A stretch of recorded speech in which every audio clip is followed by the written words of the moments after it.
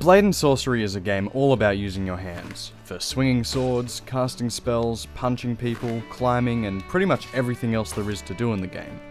But what if you wanted to give your legs a bit of love? Can you beat Blade and Sorcery's hardest dungeon by only kicking? You guys have suggested this one for a while now, and let me tell you, this challenge was a pain in the ass. Starting out, I get rid of all the shields I had attached to me from last time. Obviously, I won't be needing any weapons or shields, I've got everything I need attached to my hips. However, because I literally have no way to defend myself from incoming attacks, I'm going to allow myself to start out with one healing potion. I know, but trust me, I'm going to need it. I spawn in and go straight to kicking. I Sparta kicked this guy to his death and then had a shocking moment of realization. This challenge is going to suck.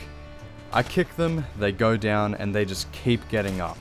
I stomp their face in enough to make Andrew Tate shudder, but they still keep getting up like Rocky v Drago. Except, they are not gonna win this fight. After a long time, I managed to kick this one down a waterfall and the other one off a cliff. I move forward into the dungeon, commit a couple of kick and runs, and move across this bridge that's half broken in the middle. This became my best weapon in this run, as I was able to funnel enemies into crossing the bridge, then I could kick them down the hole where they would die from fall damage most of the time. I guzzle a healing potion and keep running. I kick this lady so hard she forgot how to breathe, kick this one down a small ravine, and stomp this guy's face in until his face no longer faced anymore. I tried to do the same to this guy, but he must have been related to that chick from the Shield Only video, because his skull put up such a good fight, I just decided to move on. I pulled a little sneaky on this girl and introduced her face to the wall. Then, I made a pretty big jump and got to doing what I do best. You can't see where my health is at in this run, but it's pretty easy to tell when I'm getting low, because I start to scurry along the ground and yonking any food enemies have on them. I climb up this big ass rope and kick this one so hard she decides just to lay down. Now I'm in the big wave area, and my least favourite one at that, the library. I tried to run to the exit as fast as I could so the alarm wouldn't go off to start the waves, but I was too late. This was the most painstaking, annoying fight I've ever had the displeasure of fighting in Blade and Sorcery. I kick, and I kick, and I kick, but no one wants to die. The problem with kicking is that by itself it does very little to no damage. So if I want to kill someone, I either have to kick them off a high enough edge that they die from fall damage, or get them to hit their head hard enough on the way down. I'm going to give full disclosure. In very rare instances, I break the rules. They are very few and far between, and usually just out of frustration. But if you guys see me just randomly punch someone or kill them in other ways, either in this video or in the raw footage, just know that I don't count them as failing the challenge, as the other 99% of the time I was only kicking. I think anyone doing this challenge would have broken in the same way.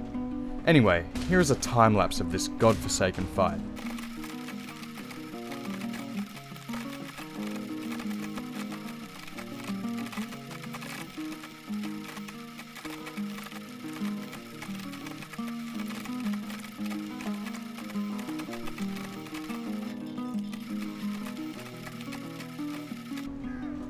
Some of these motherfuckers just didn't want to die, and after a long time fighting, it wasn't me that emerged victorious.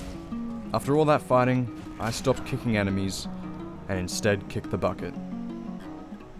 Attempt number 2! This time I use the headset view so you can see what health I'm at and when I'm taking damage. When I use this mode, the field of view is lowered a lot, so it's a little harder to look at. I'm trying to find a way to get the best of both worlds, but I think seeing what health I'm at is good for showing that I'm being legit in these runs and not using cheats at all. This run, I spawn in a different location and climb up this rope to face my first enemies. I deal with these ones pretty quickly now I know what strategies to use, and I send them all falling to their death. I make a sick jump and swing onto the ledge. I think that was the best one yet. I send this guy into the woodpile and this guy into the wall. Then my old worst enemy rears its ugly head once again. Archers. I've got no shield to block arrows, and because I'm always kicking, my movement is reduced. My only strategy against them is to rush them and jump through the air so they miss their shot and I can kick the shit out of them. I found a new strategy, where if I grab an enemy by the shoulder and kick them, they take damage while also swinging out and hitting whatever's behind them. I don't use it too often as it leaves me open to attacks, but it's another tool in my belt. I knock this guy down and kick him into a permanent coma.